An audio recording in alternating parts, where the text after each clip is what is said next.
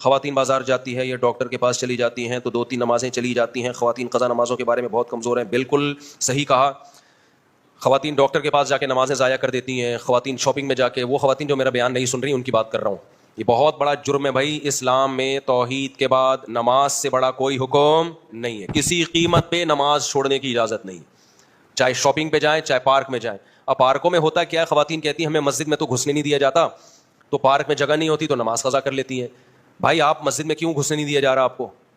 آپ جائیں امام صاحب سے بولیں کہ امام صاحب پھر اپنا گھر کا کمرہ دے دو, میں وہاں نماز پڑھ لوں.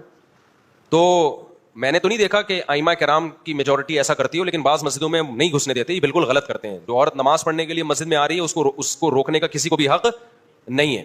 تو وہ وضو کرے, اپنا نماز پڑھ لے وہ, اور اگر پارک ہی میں کوئی جگہ ہے تو وہاں پڑھ لیں. لیکن یہ کوئی عذر نہیں ہے کہ جی جگہ نہیں ہے. مٹی بھی پاک ہوتی ہے, آپ مٹی پہ کھڑے ہو کے نماز پڑھ لیں.